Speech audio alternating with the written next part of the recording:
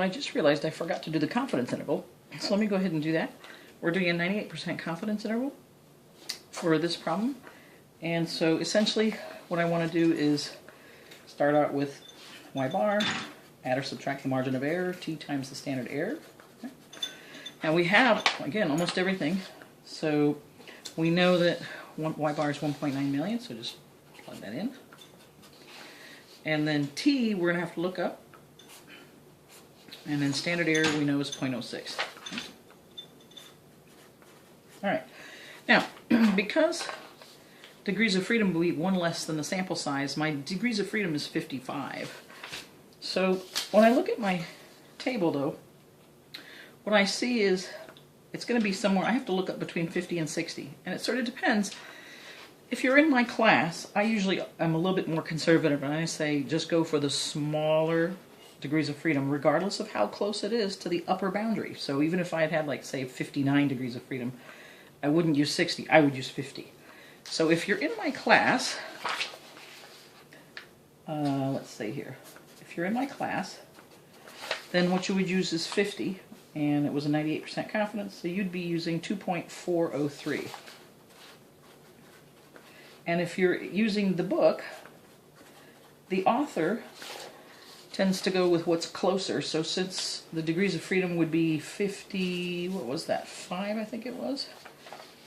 Yes. You're kind of dead set in the middle, so you could really use either 50 or 60. So if you chose to use 2.390, and actually 5 would probably be rounded up, right? Just like you would use anything from 0 to 4 would be, you know, down to 50, and 5 to 9 would be up to 60. So that's where the book would probably land at 2.390. But the good news is it doesn't matter which one of these two you use. You're going to get the same answer if you're only going out a couple of decimal places. So again, it depends on precision. But whether you use 2.403 or 2.390, you're still going to get 1.76 to 2.04. And you'd say with a 98% confidence, the average annual investment in R&D for companies in this industry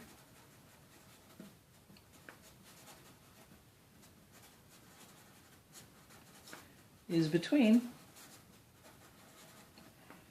1.76 million and 2.04 million understood today. All right, that finally finishes it. Thank you so much for listening.